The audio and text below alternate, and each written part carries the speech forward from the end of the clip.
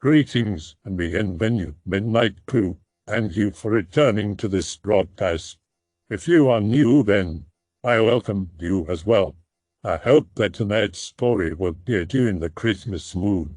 I present to you Snow Angels. On a scale of 1 to 10, what's the surest you've ever been at any one moment that something absolutely sinister was looking straight at you? I'd rate my experience earlier tonight at about an 8.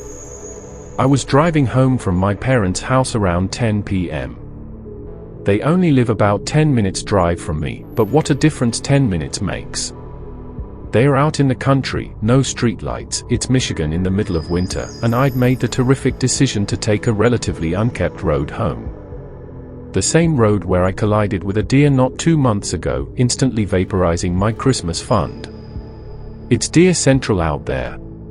Well, I was headed down this road at about half the speed limit, eyes peeled for some of the four-legged white-tailed terrors, and my eyes were starting to get strained by the headlights of an oncoming vehicle.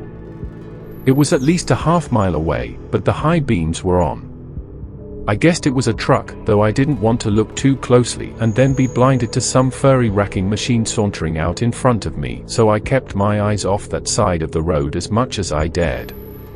As I got closer, I realized I was right, it was a pickup truck.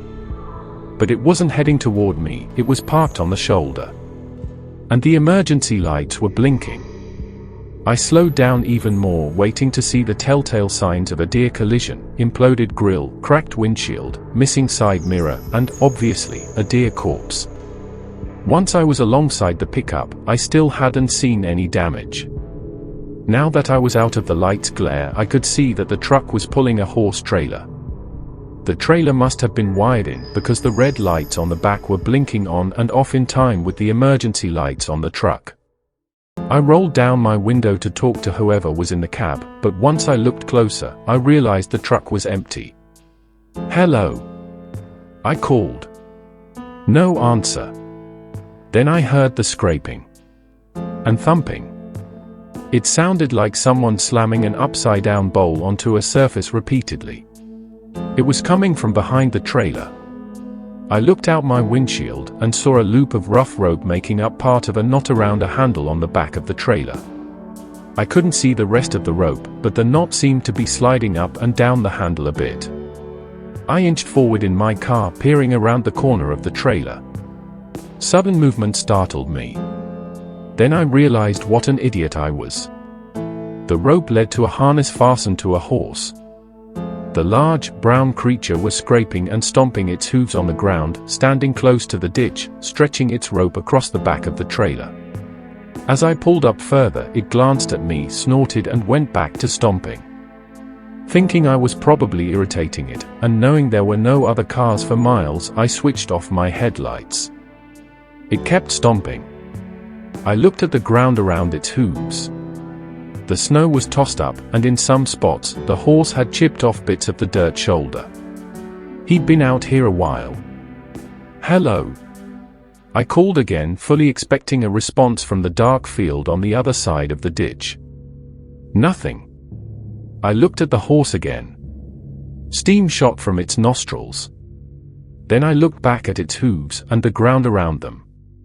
I'm not a Boy Scout, but fresh snow makes it fairly easy to piece simple stories together. In the brief, flashing intervals of dim, red light afforded me by the trailer, I was easily able to make out boot prints alongside the trailer, obviously coming from the cab. They turned and led along the back of the trailer, then into the ditch, past the bubble of red light. Then there were the same boot prints coming up from the ditch, accompanied by hoof prints. Presumably this guy's horse had gotten out of his barn or pasture nearby, and he was out here to retrieve it. That was my Columba moment. Then there was the whole area in between the horse and the side of the trailer closest to me. I could see the boot prints, but they weren't in a straight line. They seemed to be all over the place, pointing everywhere, like a person jumping around, or hopping from one foot to the next. And mixed in with them were other prints. The new prints looked a bit like the inside of a peace sign, a Y with an extra line between the forked lines, about twice their length. There was no real sole or pad, but each toe, if you could call it that, was thick, at least a couple inches wide. And at the end of each toe print, including the long, rear protrusion, the handle of the fork, I suppose, the snow seemed to have another flaw in it. Not an imprint, really. More like a slit. Like from a claw. These prints were as mixed up as the boot prints were, but tended to stay closer to the road. Whatever made them, the guy wearing the boots would have to get past it to get back to the cab. Out from that mess of prints, both human and, I guess, animal will do, erupted a straight line of boot prints, with long strides, heading back along the road, away from the truck and trailer, past the edge of the red light. They continued into the darkness that knew would be uninterrupted until the first streetlight a mile away. The other prints were mixed in with these ones, weaving in and out of the same line. In other words, following. Their strides were at least as long as the boot man's. I stole one more look at the horse, still clearly agitated, and at the prints right behind the trailer. Now obviously snow being white, and the trailer's pulsing lights being red, all the snow in the range of the lights was going to be red. But I know it wasn't my imagination that some patches, here and there, were a different shade of red than the rest. And with the dim light and the horse's dark fur, it was hard to be sure, but thought a few long lines were glistening down the animal's side. I like to think I'm not a stupid man. I saw no benefit in staying here to play detective. I decided to distance myself from the horse, trailer, truck and prints. I nipped my lights on and started rolling away. The horse never stopped staring at me. I swear it had the closest thing I've ever seen on an animal to the expression of a homeless man who hasn't gotten a penny all day. But as I pulled forward, I just wasn't able to take my eyes off the footprints and whatever prints on the side of the road. About 10 feet past where the red light would have ended, there was another scuffle, both sets of prints mashed together, definitely a couple spots of dark pink snow, and then just the boot prints, continuing their journey. But off to one side, they'd left behind a much larger imprint, roughly human-sized. There were shapes on both sides of the body. They were wide and somewhat wrinkled, like the imprint of a jacket a child would leave after laying in the snow. They fanned out from the main body, leaving drag marks like something unfurling. They were also ribbed. I admit I was only viewing this in passing, but I swear I know what I saw. It's hard to describe exactly. But thinking back, I'd say that comparing that shape to a snow angel would seem wrong in more ways than one. Kept moving, picking up just a bit of speed, but I was still going fairly slowly so my tires wouldn't burn out on the snow and ice. I could see the three-toed prints moving from the larger shape back to the chase, just for a few feet, and then they just ended. The boot prints carried on for another 40 feet or so. Then they ended, too. At this point, I had to stop. I don't mean that I really decided that I wanted to. It's like my brain just needed to verify that I was seeing this right. 2 sets of prints, one human, one not, both just ending.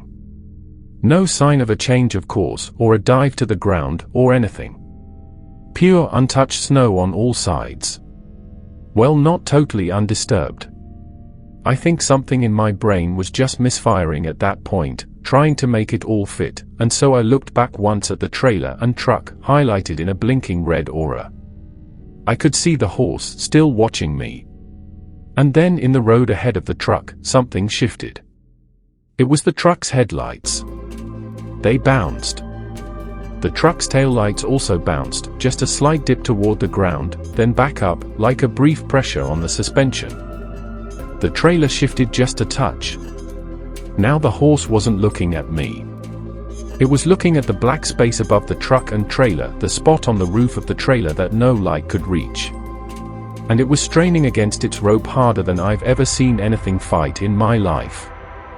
My tires burned out briefly before they found traction. So that was my 8 moment. I really lost count of how many times on the way home I nearly slid into a ditch. I went sideways once.